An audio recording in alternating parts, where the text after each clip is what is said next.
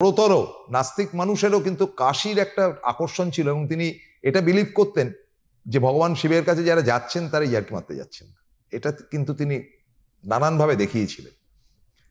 তো ফলে এই জায়গাটাকে আমরা আজকে আপনাদের সামনে তুলে ধরব।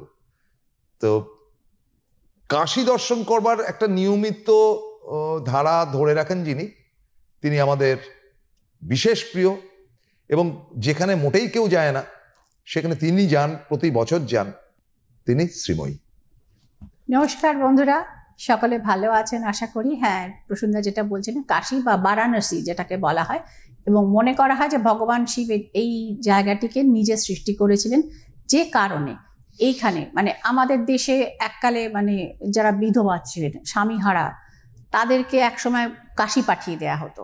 তো অন্যান্য যা কারণ ছিল, কিন্তু একটা জিনিস হচ্ছে বিশ্বনাথের মাহাত্ম্য এরকমই ব্যাপারটি, যে এখানে যে একাদশীর যে উপবাস, অর্থাৎ যেটা একটা বৈধব্যের একটা বড় শক্ত জায়গা, সেটা এখানে করতে হয় না, বরং যারা করেন তাদেরকে পণ্ডিতরা এখানে নিষেধ করেন যে এটা শিবের নিজস্ব জায়গা, সুতরাং এখানে কিন্তু একাদশীর উপবাস করার প্রয়োজন নেই। মানে পৃথিবীর মধ্যেই অন্য এক ভুবন। এবং রাজা হরিশ্চন্দ্র, যাকে সেই সোনের 7.5 সেই ডোমের কাজ অবধি করতে হয়েছিল, তিনি যখন ওই অভিসম্পাত পেয়েছিলেন যে তিনি তাহলে কোথায়, এত ঋণ এত তিনি তাহলে কোথায় যাবেন, তিনি আত্মহননের পথ যখন তাকে নিতে তিনি যাচ্ছিলেন, তখন তাকে একজন ব্রাহ্মণ পণ্ডিত, তিনি তখন বলেছিলেন যে কাশী বা বারাণসী হচ্ছেন গঙ্গার তীরে এমন একটি পবিত্র স্থান, শিবের ব্লেসিং অর্থাৎ আশীর্বাদ ধন্য এই পৃথিবীর মধ্যেই, যেটা বললাম অন্য এক ভুবন, তুমি সেখানে গিয়ে স্বচ্ছন্দে বাস করো এবং কোনো শ্রমের কাজ করে তোমার এই যে ঋণ মুক্তির যে মানে সময়টা, তুমি সেই পিরিয়ডটা সেখানে কাটাও। অর্থাৎ সেই সময় থেকে আমাদের ঐতিহাসিক এবং মাইথোলজি দুটোই সাপোর্ট করে বারাণসী বা কাশী। তো সুতরাং ঘুরে এলাম দেব দীপাবলিতে, যেটাকে মনে করা হয় দেবতাদের দীপাবলি।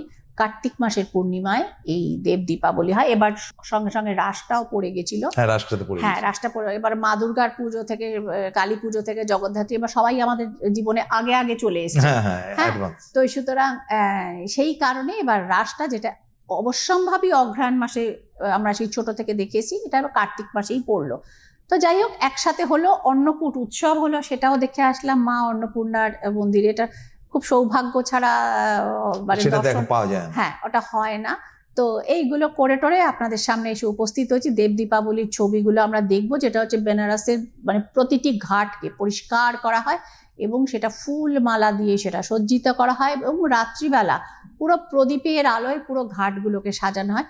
অপূর্ব এক স্বর্গীয় দৃশ্য, সত্যিই মনে হয় যে ঈশ্বররা ওপর থেকে নেমে এসছেন এবং তারা মানে তাদের মতো করে দীপাবলি পালন করছেন।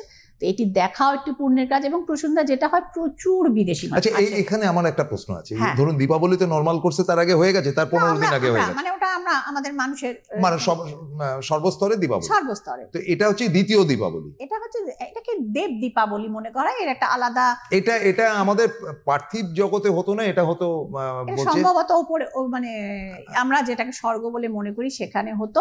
এবং সেটা কোথায় হতো তো আমরা জানি না, জানা সম্ভব না আজকের আধুনিক, সেটা আমরা পালন করি এখানে। এবং এই যে মানে প্রত্যেকটি মানে গঙ্গার এই মানে কুল প্লাবিয়ে যে জল, ছলছল করা জল, তার সঙ্গে হাজারে হাজারে লাখে লাখে প্রদীপ, এবং তার সঙ্গে গঙ্গার একটা রূপ, হ্যাঁ, এবং যেহেতু পূর্ণিমা, ওপরে চাঁদ নিচে প্রদীপ, মানে মাঝখানে মানে সেই কুল ছাপিয়ে গঙ্গা, আপনি নৌকোয় করে দেখছেন বেনারসে সেই পুরনো বিল্ডিং, সেখানে ঘাট, মানে আপনি সত্যজিৎ রায়ের কথা বলেন, মানে উনি যদি সত্যি থাকতেন ক্যামেরা প্যান করে হয়তো আমাদের দেখাতেন, আরেকটা হয়তো নোবেল জয়ী কিছু তৈরি হতো তাহলে।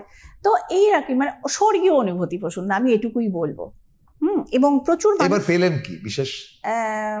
পেলাম তো অনেক কিছু, মনে শান্তি, অনেক প্রচুর মানুষ কাজ দিয়েছিলেন, যেটাতে এই কাজগুলো সেক্ষেত্রে করে এনেছি, বাস্তু সংস্কার থেকে বিবাহের ব্লকেজ, যেগুলো কাজগুলো থাকে আমাদের, এবং কঠিন কিছু কাজ থাকে প্রসূনদা, যেটা আমি মানে সিটিভিএনের মানুষরা যারা জানেন, আমার প্রোগ্রাম দেখেন, যে শ্রীময়ী একদম ঘরে বসে করে না, নির্দিষ্ট সময় নির্দিষ্ট তীর্থস্থানে চলে যায় এবং সেইখানে যেটাকে বলে স্থান মাহাত্ম্য, সেই জায়গায় কাজগুলো করে করে এটা চলে আসে। এখানেও প্রচুর মানুষের ছিল, এবং তাদের এই সামনে রবিবার থেকে তাদের প্রতিকারগুলো আমি তাদের আমার যে চেম্বার হ্যাঁ চেম্বার থাকে সেখানে আমি তাদেরকে আমি কিছু দিয়েছি, কিছু এখনো রয়েছে। কারোর প্রতিকার আমার হাতে প্রসূনদা আমি 15 থেকে 21 দিনও সময় নিই।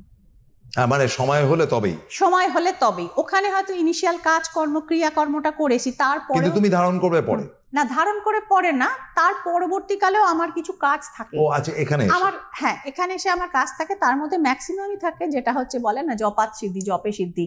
ধরুন কারোর থাকে সেক্ষেত্রে 1 লাখ জপ করতে হবে, তো সেটা ওখানে বসে করাটা সম্ভব হয় না। আমার এখানে কাজ থাকে, চেম্বার থাকে, তো I have to come back. তো সুতরাং সেক্ষেত্রে আমি জবটা হয়তো আমি এখানে এসে করি, আমার বাড়িতে মন্দির আছে সেখানে এসে করি, কখনো গঙ্গার ধারে বসে করি, যেটা যেরকম রিকোয়ারমেন্ট আমি সেখানে করি। চমৎকার। এবং আপনি একটা